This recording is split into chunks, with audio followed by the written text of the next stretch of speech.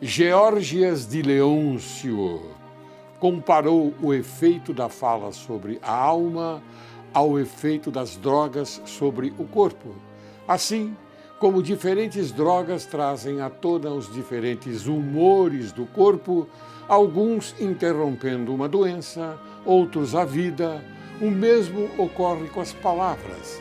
Algumas causam dor, outras alegria, algumas provocam medo, algumas instalam em seus ouvintes a ousadia, outras tornam a alma muda e enfeitiçada.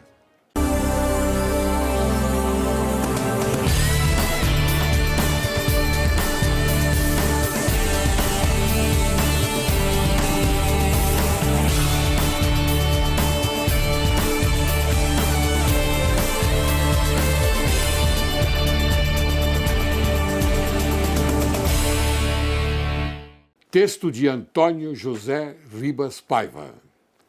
A ambição macabra, a nova república, para manter-se no poder do Estado, por 33 anos instituiu a ditadura das minorias, fazendo com que a sociedade brasileira perdesse de vista os seus parâmetros morais e históricos.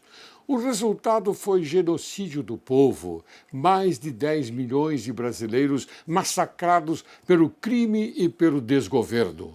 Os participantes do banquete macabro, secundados pela mídia criminosa, para tentar voltar ao poder, rotulam os governos militares de ditadura, porque Bolsonaro foi capitão e nomeou generais para ajudá-lo a limpar o Estado.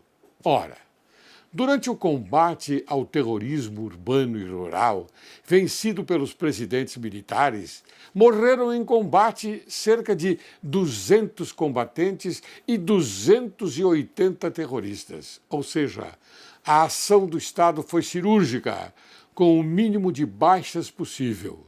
Esse sucesso foi minimizado e os participantes do governo do crime agora acusam falsamente os militares de terem agido ditatorialmente. Estão em guerra psicológica para tentar evitar a intervenção constitucional. Dedicam-se a acusar falsamente os militares porque seu objetivo é voltar ao poder para continuar locupletando-se à custa do suor e do sangue do povo brasileiro. Para isso, fazem oposição covarde ao governo Bolsonaro, que ainda se instala quando o caminho da tentativa de solução eleitoral foi escolhido pelo general Vilas Boas. Sabíamos que seria quase impossível limpar o Estado, porque os inimigos da pátria não atendem à razão. Não há acordo possível. Nesse panorama adverso, se as reformas institucionais forem barradas pelo Legislativo ou pelo Judiciário, resta ao presidente convocar a intervenção constitucional brasileira. Acima de tudo, viva o Brasil! Direito e Justiça em Foco é o teu programa. E o Brasil, teu país. Inicio o programa de hoje com a citação de Cícero. O magistrado é a lei que fala, a lei, o magistrado que cala. Hoje, Direito e Justiça em Foco apresenta a você, caro telespectador, o Dr. Arildo de Oliveira de Paula, que vai falar sobre o tema Tribunal do Júri. Ele é advogado criminalista, atuante no Tribunal do Júri, na Justiça Militar, e pós-graduado em Direito Penal e Processo Penal, professor universitário em Direito Penal, Processo Penal e Prática Penal. Foi policial militar agraciado pelo Comandante-Geral da Polícia Militar do Estado de São Paulo com certificado de bons serviços prestados à sociedade paulista e com as 5 medalhas de mérito pessoal. Foi conciliador do Tribunal de Justiça do Estado de São Paulo, membro da Comissão de Direitos e Prerrogativas da Ordem dos Advogados do Brasil, foi vice-presidente da Comissão de Segurança Pública da Ordem dos Advogados do Brasil, seção Ipiranga. mantenedor do site www.jurdepaula.com.br. Seja bem-vindo, doutor De Paula. Obrigado, doutor Laércio Laurelli. É com grande satisfação que estou aqui novamente. É sempre muito gratificante estar aqui, poder falar com o seu público que é seleto, pessoal que fiel, né? O pessoal está sempre acompanhando os seus programas. Sim. Então, tentaremos aqui externar um pouco sobre o Tribunal do Júri, levar um pouco de conhecimento para quem está do outro lado da tela. E eu fico muito alegre com as suas palavras, porque é isso mesmo. Esse é um programa que nós falamos a verdade. Somente a verdade. E é verdade. Aqui não há sensacionalismo. Não, né? não há. Cada um externa aquilo que pensa e é a informação correta. Correta. Muito bem. Hoje nós vamos falar sobre o Tribunal do Júri. Mas antes de abordar o tema Tribunal do Júri, eu queria naturalmente me externar sobre o conceito de homicídio, que é a supressão da vida de um ser humano causada por outro ser humano. Concorda? Plenamente, plenamente. Esse é um conceito direto, a eliminação da vida humana, né? Sim. E deve ser feita por um outro ser humano. Perfeitamente. Então, a lei é feita para os homens. Exatamente. Então, a vida é o bem jurídico mais precioso que o ser humano possui. Na verdade, doutor Arilton.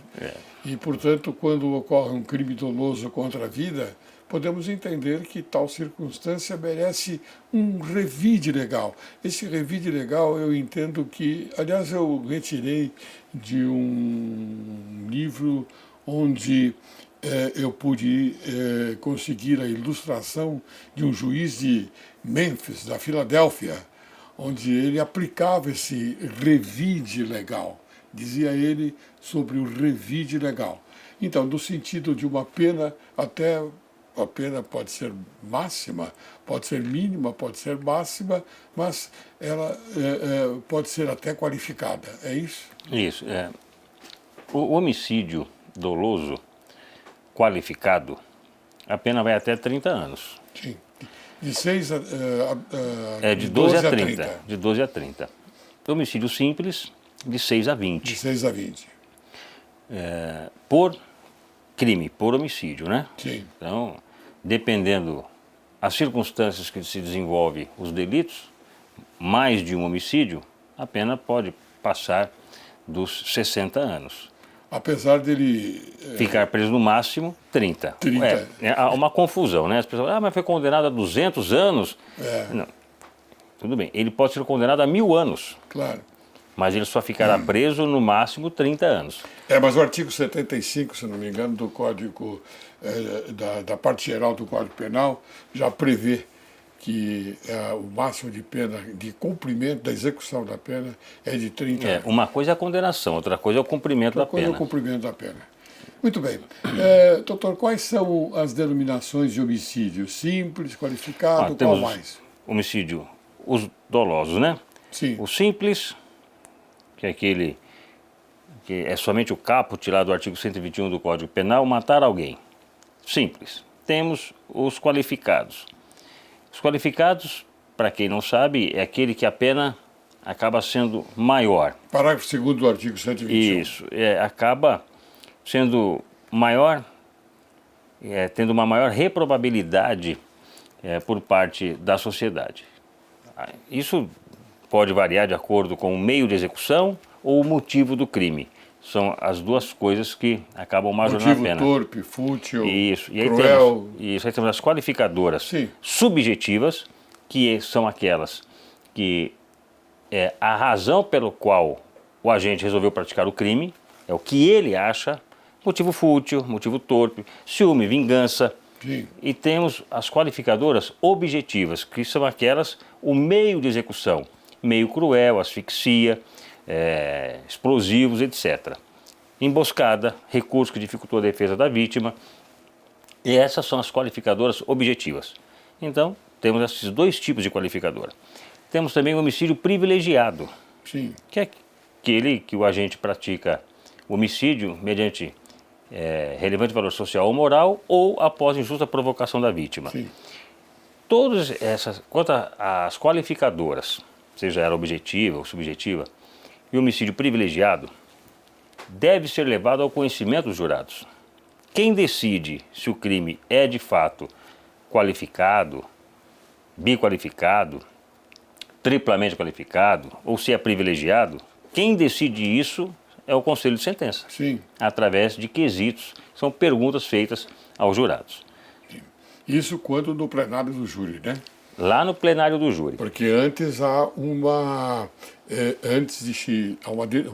pronúncia, não é? A decisão de pronúncia, ao contrário do que algumas pessoas pensam, não é uma condenação, não é uma afirmação categórica de que o acusado praticou aquela conduta. A decisão de pronúncia nada mais é que um juízo de admissibilidade da acusação. Sim. Com a decisão de pronúncia, que encerra a primeira fase do júri, submete, então, o acusado ou os acusados ao plenário, julgamento pelo Conselho de Sentença, pelos jurados, o júri popular, efetivamente, que é aquele momento que juiz, promotor e advogado usa beca e toga, né? Sim. O juiz usa toga, só para... Tem gente que fala que advogado usa toga. Não, advogado usa beca, quem usa toga é o juiz, o juiz togado. Togado, né? É isso mesmo. Então o juiz usa toga, advogado e promotor usa beca. Muito bem, exatamente. E no início, então, do debate, quer dizer, primeiro é o Ministério Público, não é quem abre praticamente a sessão com a pronúncia. É ele quem fala sobre a pronúncia aos jurados, não é isso? Isso. Porque antigamente não se falava sobre a pronúncia. Era libelo acusatório, Era libelo crime acusatório. Isso, exatamente. Então, assim, encerrada a decisão de pronúncia, havendo recursos contra esse julgado ou não havendo recurso da decisão de pronúncia, o acusado será submetido ao plenário. No plenário ocorre o quê? Oitiva da vítima, se sobrevivente, perito, se for arrolado por uma das partes, testemunho de acusação, testemunho de defesa e, por último, o interrogatório. Sim. Encerrado o interrogatório, inicia-se os debates. O promotor é quem sempre inicia os debates, sendo um réu 1h30, 2 ou mais réus 2h30 para os debates. Um réu seria mais 1 hora para a réplica e mais 1h30, tendo 2 ou mais réus para a réplica. Encerrado, depois tem réplica, tréplica, etc. Encerrado isso, o juiz pergunta ao Conselho de Sentença, aos jurados: os jurados estão aptos a julgar? Se disserem que sim, recolhe-se à sala especial, antigamente chamada sala secreta. Secreta, E lá então o juiz faz a quesitação, faz as perguntas.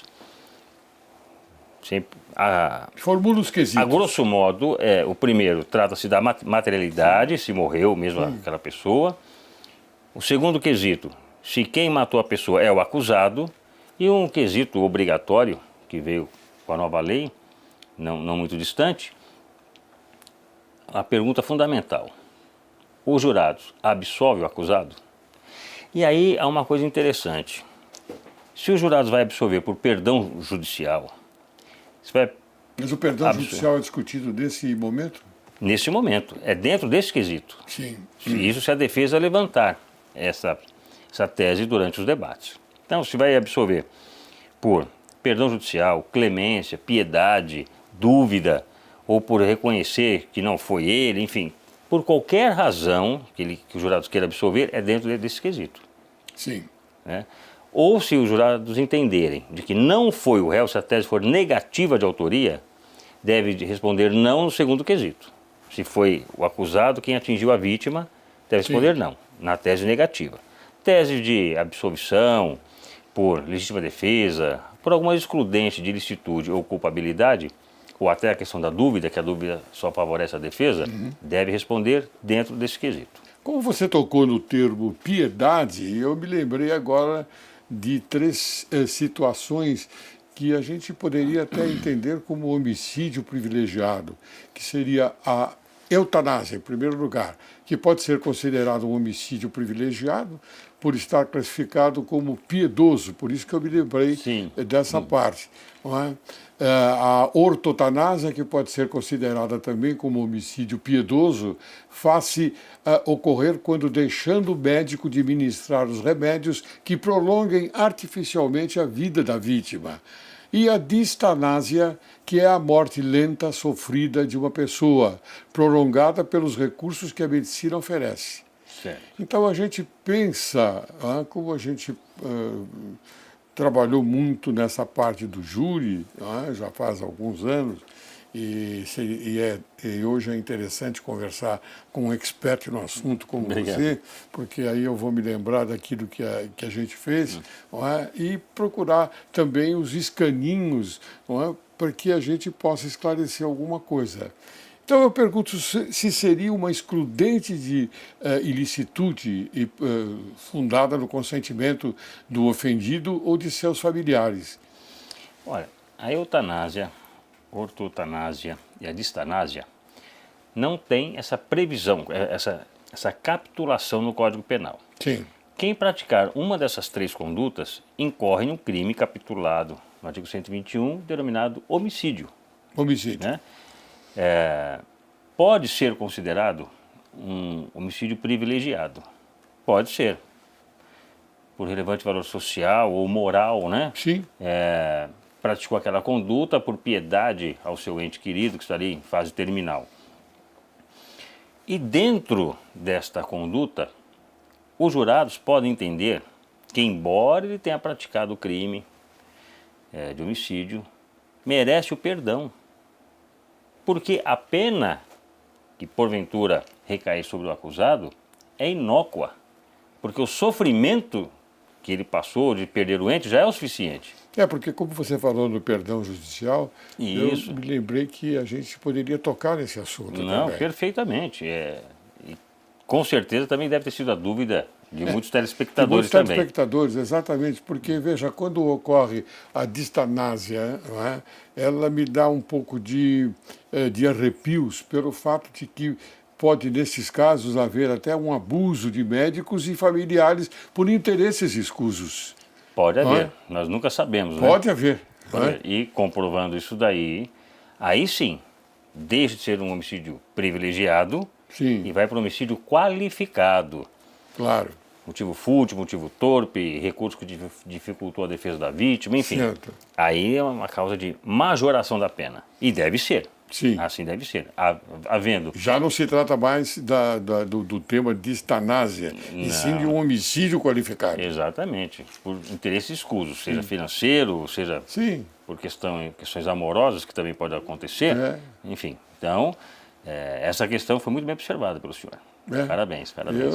Parabéns a você que respondeu de acordo com as informações corretas para que a gente possa informar o telespectador sobre esse tema bastante importante que é o Tribunal do Júri.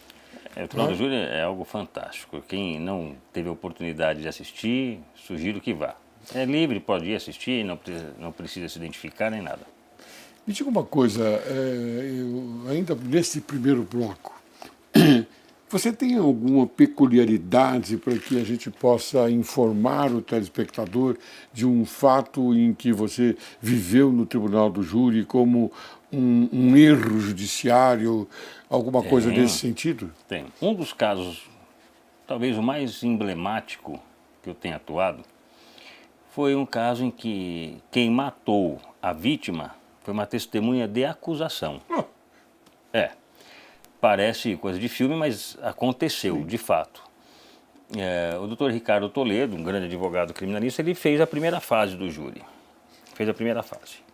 E eu fui contratado para fazer... Você defendeu? Sim, eu defendi o acusado. Quer dizer, O acusado, efetivamente acusado. Não a testemunha. A testemunha não foi processada.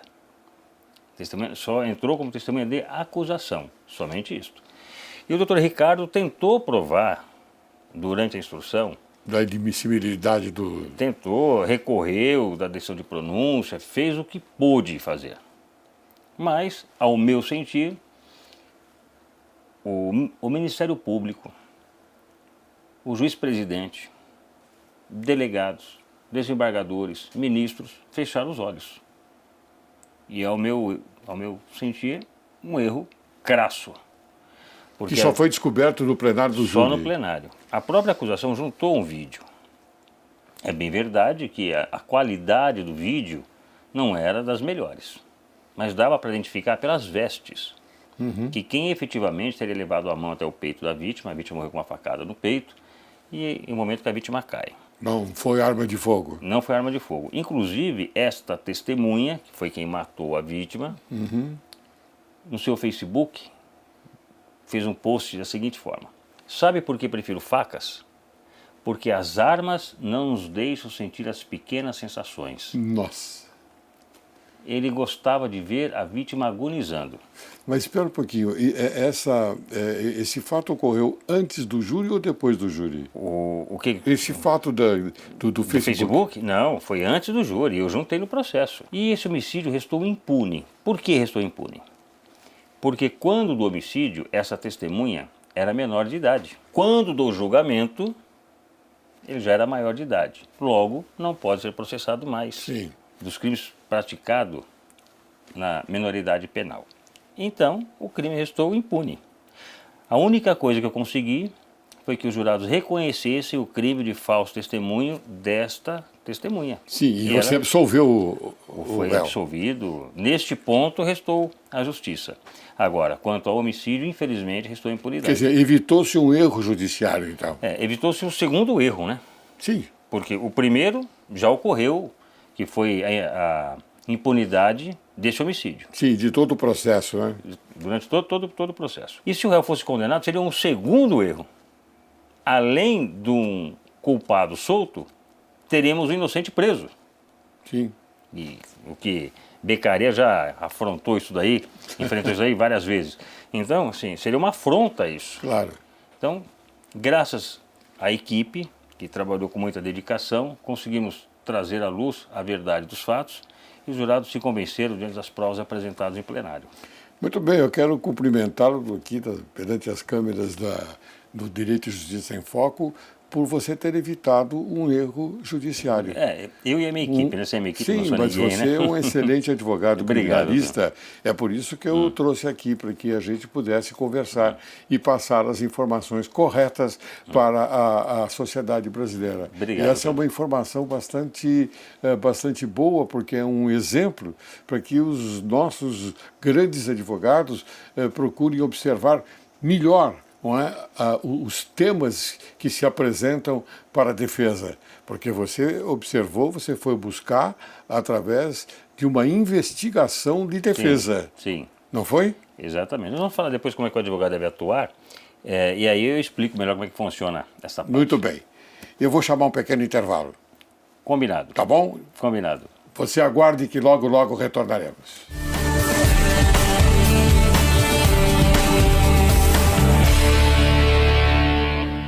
Olá! Seus filhos não querem fazer nada? Hoje irei falar um pouco sobre esse assunto. Sabe aquele momento que você pede para o seu filho para escovar os dentes, tomar banho, pentear o cabelo, trocar de roupa e ele nunca quer fazer nada? Pois é, não se sinta só, toda a família passa por isso. E para lidar com isso, o primeiro passo é revisar a rotina da criança, porque se você pede e ela não faz, pode ser que naquele momento aquela atividade não esteja rendendo ou que o drama da criança seja em função do cansaço dela. Proponha uma conversa, confira o quadro de combinados que vocês fizeram juntos, que ajuda a criança a ter noção de tempo e espera, e veja o que pode ser alterado. Porque quando a criança é ouvida e fornece a sua opinião, ela se sente mais motivada a obedecer. Coloque-se no lugar da criança. Você gostaria de ouvir que só faz bagunça, que deixa tudo largado, não faz nada certo? Então, a criança também não gosta de ouvir isso. E com certeza não terá motivação alguma para fazer alguma mudança.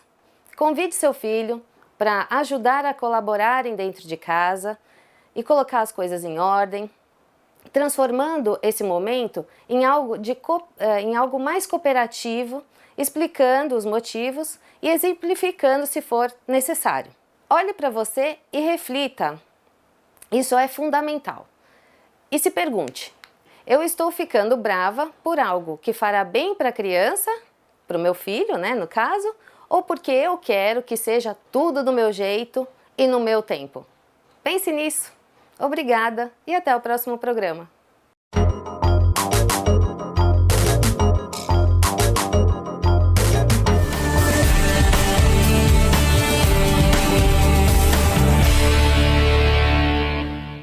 Retornamos. Hoje conversando com o excelente advogado criminalista, profissional do júri, não é? Dr. Arildo de Oliveira de Paula. Muito obrigado por estar aqui, viu, Eu doutor que agradeço, Arildo? doutor. Sempre um prazer Foi estar muito aqui. gentil em ter aceito o nosso convite. E aceitarei mais 10 vezes se assim for convidado. Que bom. Então eu vou me aproveitar de você. Se aproveite. Me diga uma coisa sobre a pena de morte, por exemplo. Há no Brasil a execução de sentença dessa capital da pena de morte? Não vamos falar das Forças Armadas. Não, tá. Então, Das Forças Armadas está prevista. Na justiça comum, não. Não. Na justiça comum, não. Como você bem observou, em tempo de guerra, lá, crimes militares, etc. Mas no estado normal, não há pena de morte no Brasil. E nem o ergástolo. O ergástolo seria prisão perpétua. Não. Também não tem. Não há. Nem trabalhos cruéis. Mas me diga nem uma coisa, forçados. por que os bandidos, me perdoe o termo que eu estou aplicando, talvez um termo um pouco que muita gente não gosta, não é? Por que os bandidos instalaram a pena de morte no Brasil? Porque os homicídios, ou seja, os assaltos, são tenebrosos. E de fato são penas de morte com execução imediata. O latrocínio, por exemplo,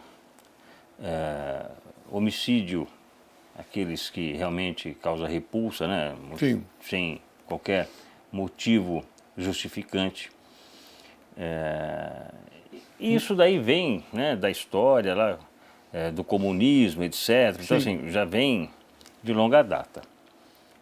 Agora, a sociedade ela tem que se amoldar à atual realidade.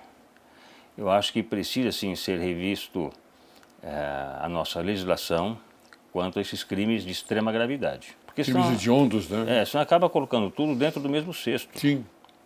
Aquele que praticou um homicídio em razão de uma discussão, realmente um motivo banal, mas tem que ser diferenciado daqueles que matam por profissão. Por profissão. Os matadores de aluguéis. Sim. Então, se você não diferenciar isso na nossa legislação, acaba colocando todos no mesmo cesto. Sim. E aí, ou pode ter uma pena exacerbada, desproporcional, ou pode até ter uma pena mínima, que também seria uma injustiça. Sim, quer dizer que a lei de Italião não seria possível ser aplicada no nosso Brasil. A lei de Italião podemos entender como uma pena de morte. Pena de morte. Sim. Você matou, eu você sou vai favorável morrer. à pena de morte. Você matou, você vai morrer. Eu sou favorável à pena de morte e sou contra a prisão perpétua. Esse é o meu posicionamento. Porque a sociedade tem que sustentar o acusado Não até só o fim por da isso, vida. porque assim, um indivíduo sendo condenado à prisão perpétua, é aquela que ele vai ficar preso até falecer, Na Itália foi abolido o ergástolo, né? Foi. Então assim, tornar aquele condenado, que nós chamamos juridicamente de inimputável. Ou seja, você não pode mais aplicar pena a ele. De uma forma indireta. Por quê? Ele está condenado à prisão até a sua morte natural. Uhum. Se ele matar mais 20 dentro da cadeia, o que pode acontecer com ele mais? Que pena que você vai aplicar a ele? Não tem mais pena. Se ele foge, explode um shopping cheio de crianças e mulheres, que pena que você vai dar para ele? Nenhuma. Ele já está condenado à prisão até o final da vida. Então, não tem mais o que fazer com esse indivíduo. Uma vez recapturado, ele vai acabar de cumprir a pena. É isso. Você pode processar, vai gerar ônus para o Estado, uma série de coisas, de uma forma desnecessária, porque se ele receber uma condenação de 20, 30, 40, 50 anos, nada vai refrescar. E o carrasco para executar a pena de morte, como é que seria, doutor? Seria Eu não imagino. fuzilamento. Fuzilamento? Fuzilamento. O senhor não acha melhor uma injeção intravenosa? Pode ser também. Assim ele não é violento, é bastante Mas o fuzilamento calmo. também... Sabe quem é favorável a isso? Ah, O nosso querido amigo Otávio Nassif. Mauro Otávio Nassif, um grande abraço, Mauro. Grande abraço, Mauro Otávio. Grande advogado criminalista. Ele diz, não, a pena de morte poderia ser dessa forma, uma injeçãozinha na veia, Então, é que ele morre suavemente, fuzilamento- sem sentir, sem nada. O fuzilamento até é previsão legal, né? Em casos de De guerra, guerra. o meio de execução é fuzilamento. Então já tem até uma Mas previsão como não legal. existe esta imagem, esta lei no Brasil, então nós temos aqui nos silenciar sobre o problema, lamentavelmente, porque o único exemplo, na minha visão, seria a pena de morte, sim. A pena de morte seria o exemplo para esses crimes graves que o doutor mencionou. Não para crimes comuns, para Não, crimes e nem sempre assim. de menor potencial ofensivo, absolutamente não. Somente crimes que ficassem provados extreme de dúvida que tenha ocorrido. E de crimes graves. Né? Eu defendo a seguinte ideia para a pena de morte. Porque se diz o seguinte, não se pode aplicar a pena de morte, porque se houver um erro não tem como voltar ao status quo, né? Voltar ao status que era antes. Então, eu tenho em mente o seguinte, para se condenar alguém à pena de morte, deve ser sempre reincidente específico. Foi preso por homicídio em flagrante. Foi preso segundo homicídio também em flagrante. Não Mas tem como com dizer. requintes de crueldade, Sim, na minha visão, não é qualquer tipo de homicídio. O tráfico de drogas. Isso Foi preso traficando, tudo bem. A primeira é pena comum. Se sair e praticar novamente, aí foi preso em flagrante, pena de morte. Não tem como dizer que foi erro nos dois processos. tem razão. Pelo menos diminui muito o risco. Sim. Então assim, e não é para qualquer tipo de crime. O estupro seguido de morte, o latrocínio, homicídio qualificado, tráfico de pessoas, e entendo até que a corrupção, por que não? Sim. Porque o corrupto, bandido, quando ele desvia o dinheiro através de corrupção, ele está matando pessoas em hospitais. Estraga o país. Mata muito mais do que o próprio traficante. Muito mais, claro. Muito mais. Aí, vamos usar um pouco o termo jurídico, né, aqui, né, um pouco mais técnico. No tráfico, o bem jurídico tutelado é a sociedade, a saúde da sociedade. Quando o corrupto desvia o dinheiro da sociedade, não está afetando também o mesmo bem jurídico tutelado no tráfico? E por que não será penado da mesma forma? É que penso. É verdade. Muito bem, doutor. Vamos continuar aqui a respeito, por exemplo, desta inovação. Eu digo inovação, desta criação, na minha visão, absurda, porque o Código Penal, no artigo 121, fala em homicídio, matar alguém. Matar alguém. Não diz quem, não diz matar alguém que é mulher, então eu vou aplicar o feminicídio. Esse termo apareceu de repente. O que o senhor acha? O senhor concorda com o feminicídio ou concorda com o homicídio? Eu entendo que é homicídio. Né? Já há qualificadoras. Sim. Se A mata a mulher B por ciúmes, está lá o motivo fútil. Está lá o motivo fútil. Já tem a tipificação. Mas você sabe de uma coisa? Você sabe de onde vem isso? Da imprensa marrom. Exatamente. A imprensa marrom é que está divulgando isso. Virou moda, né? Esse negócio de feminicídio. Olha, eu sou totalmente contra qualquer tipo de violência contra a mulher. Claro que somos contra. Né? Contra a mulher, contra quem quer que seja. Doutor. Exatamente. Então, contra crianças, contra homens, contra homossexuais. Contra a violência, não importa quem seja a vítima. Agora, se faz o feminicídio, daqui a pouco tem que fazer também um homoficídio, né? Sim. E aí vai. Só que já tem essas qualificadoras dentro do nosso Código Penal. Eu acho que Motivo fútil, motivo torpe. torpe, recurso que dificultou a defesa da vítima, meio cruel, Já a gente existe paga a isso. promessa, enfim. Então, assim, Apaga essa criação feminicídio que eles dizem, né? então, Muito bem, é o meu doutor, me pensamento. diga uma coisa.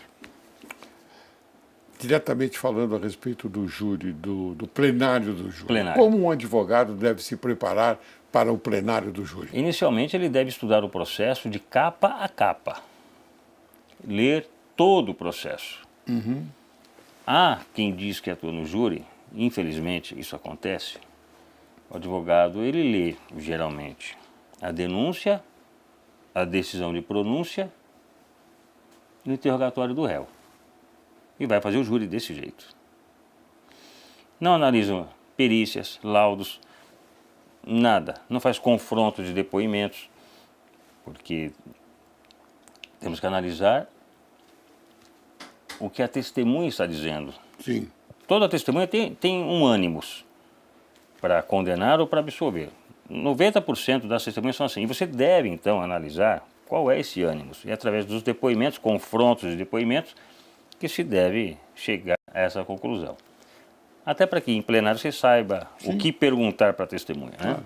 Não ficar perguntando lá coisas para somente demonstrar trabalho para o seu cliente e muitas vezes está afundando o seu cliente com as perguntas. Sim. Muito bem. Perguntar por perguntar. Não, isso é bobagem, não se deve fazer isso. Deve conhecer bem o Código Penal, o Código de Processo Penal, deve ter uma boa oratória, expressão corporal, que é a linguagem corporal, como se diz. E por que não dizer conhecer outras doutrinas, né? Outras disciplinas? Eu já usei filosofia no júri. Falei de Platão, Lógico. Aristóteles, Lógico. falei de Nietzsche, falei de Kant. Então, tudo isso para poder comprovar determinado fato no júri. Tive que usar da filosofia.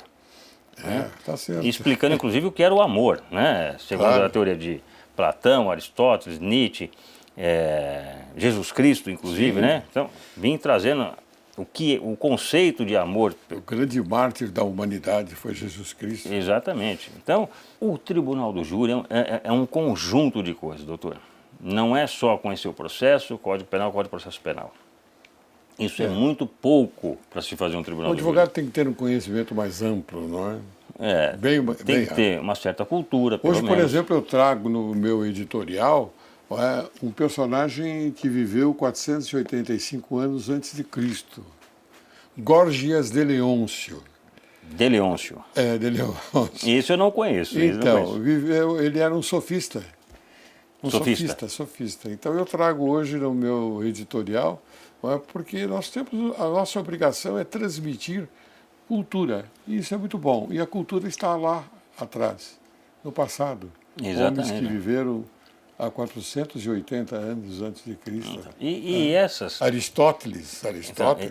esses entendimentos, essas filosofias, medicina legal, Sim, tudo medicina deve legal ser trazido para os autos. Lógico, Às vezes o lógico. advogado lê um laudo e não sabe o que está lendo. Claro.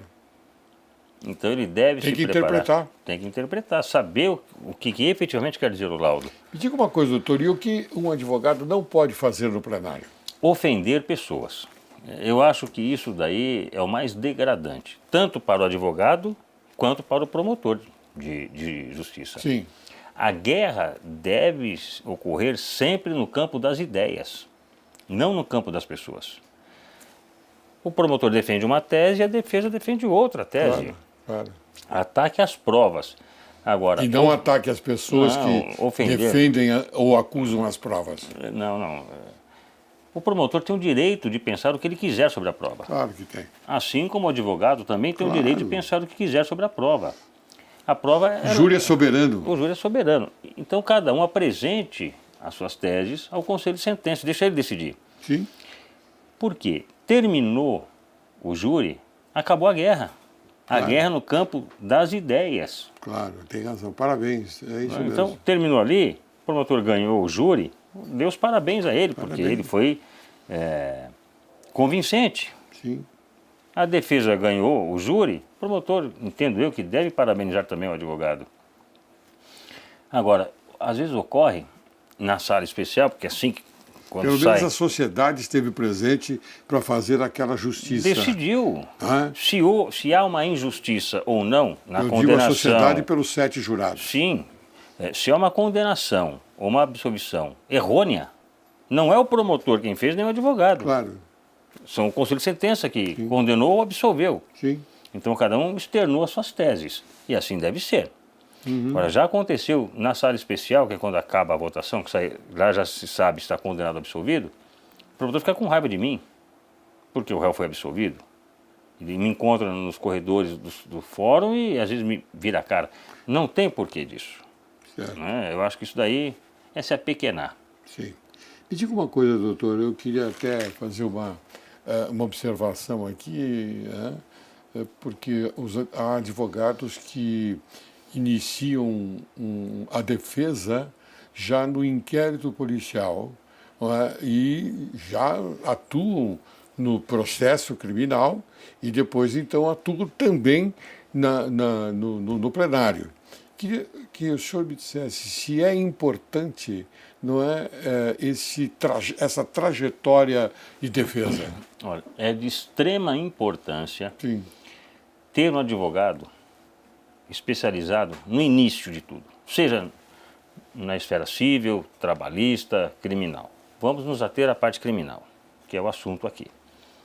É extremamente importante que desde o início, desde o inquérito policial, sim, se contrate um advogado especialista no tribunal do júri. sim. Porque o advogado, ele vai produzir as provas que ele entender necessário para sustentar a tese dele lá na frente. Imagine o processo como um bolo, né? A receita de um bolo. Vai para a júri, faltou o ovo, o júri é hora de assar o bolo. Não tem como você colocar o ovo mais. Sim. Perdeu sua oportunidade. De repente, lá na frente, quer se buscar uma determinada tese e não é possível porque aquela prova não foi produzida. E quem alega cabe o ônus da prova. Sim, claro, claro. Né? O artigo lá 156 do Código de Processo Penal. Quem alega tem que provar aquilo. Provar o que ele deu. Então não adianta eu dizer, o acusado estava na Lua. Se eu não comprovar que ele estava na Lua, nada adianta alegar. É mera falácia. É Então, verdade. e às vezes o advogado não é lá muito militante no tribunal do júri e deixa passar essas oportunidades. E quem sai prejudicado é o próprio acusado. Então é importante sim. Agora me diga uma coisa, doutor, o advogado e o promotor podem conversar com os jurados? Podem conversar livremente, desde que não fale sobre aquele processo. Pode falar sobre time de futebol, programa de televisão, clima, qualquer coisa. Menos Isto no decorrer do júri, quer dizer, nos intervalos. nos intervalos, vai lá, entra. Você viu o jogo do Corinthians, quanto foi? Né? O Corinthians ganhou do Santos agora, diga-se de passagem. Então, ganhou lá e tal. Pode conversar normalmente. O que não pode é o promotor ou o advogado, nesses intervalos, na hora de um café, de um almoço, Conversar sobre o... olha, viu, aquela testemunha está mentindo. Isso não pode. Se fizer isso, está dissolvido o conselho, está anulado todos os atos daquele momento. Todos os atos processuais são anulados São. pelo próprio juiz. Se o juiz não ver, deve ser comunicado. Deve ser comunicado pelo advogado ou pelo Ministério Público. Exatamente. Cada um tem a sua missão, a sua obrigação de comunicar. Então, pode sim ir conversar normalmente sobre assuntos diversos, menos sobre o caso. O senhor teve algum entreveiro com um promotor? Me diga rapidamente. Tive. E saiu-se bem ou mal? Eu ameacei prender o promotor em plenário, porque ele falou Rapidamente, doutor. ele falou que o júri era um circo, e eu perguntei quem era o juiz-presidente, se era o palhaço-chefe, quem era. E ele falou que era o advogado que estava fazendo, o júri que estava fazendo macaquice. O advogado é negro. Então, se qualquer do povo pode prender quem se acha flagrante delito, eu ameacei prender ele em flagrante, ele retirou o que ele disse. Retirou? Retirou o que disse. Que maravilha. Então, o senhor pode citar algum caso que o senhor entende ser dos mais emblemáticos que já atuou? O senhor já contou um caso no primeiro bloco. Tem outros casos, assim, rapidamente, que o senhor mencionar? Olha, tem um que saiu na mídia, que foi 3 garotos de programa que mataram e esquartejaram um motorista de ônibus. A mulher foi, no meu ponto de vista, estuprada, uma garota de programa, e isso não afasta o estupro, né, por esse indivíduo por 4 anos. e não deixou de atendê-lo porque está sendo ameaçado de morte por esse indivíduo. Foi um caso difícil. Absolvi 2, mas uma ela mesma pediu a condenação e foi condenada. Foi condenada. Muito bem, doutor. Eu já estou encerrando o programa, lamentavelmente. Lamentavelmente. Porque nós temos muito que falar sobre o júri e informar o telespectador, informar a sociedade, não é, que não tem esta oportunidade que nós temos de falar hoje com o senhor, que é um expert no assunto. Então eu quero entregar uma pequena lembrança do programa Direito e Justiça em Foco, um livro, uma obra jurídica do grande e notável desembargador Carlos Henrique Abrão, do endosso, não é? Revista atualizada e ampliada, contendo o endosso eletrônico e as súmulas do STJ. Está aqui. Agradeço imensamente, doutor. Muito bem. Agora as suas considerações finais. Eu queria agradecer ao telespectador que nos acompanhou até aqui, o convite, doutor Laércio, o grande desembargador. E estarei aqui sempre que me chamarem. É sempre uma grande satisfação estar aqui. É um programa que realmente é transparente, eu me sinto muito à vontade em poder falar aquilo que penso. E queria mandar só um beijo para minha noiva, a Priscila Vilas Boas, que em julho devo estar casando. É advogada também? Não, mas quer ser juíza. Ah, que maravilha, caminho, ótimo, caminho. Que venha para a magistratura. Que venha, muito inteligente. Muito bem, parabéns, doutor. Obrigado. Encerro o programa de hoje com as sábias palavras de Blaise Pascal. A memória é indispensável em todas as operações da razão.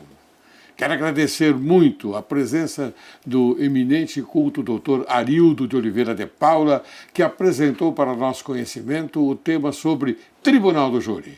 Oxalá que a conversa de hoje tenha a força e a energia de aproximar a sociedade brasileira com o objetivo de alimentar e conservar sempre vivo no coração humano o lume sagrado da honra, da independência, da magnanimidade, do patriotismo e da consciência pública, preservando os sentimentos de direito e de justiça. Muito obrigado, doutor Arildo. Obrigado.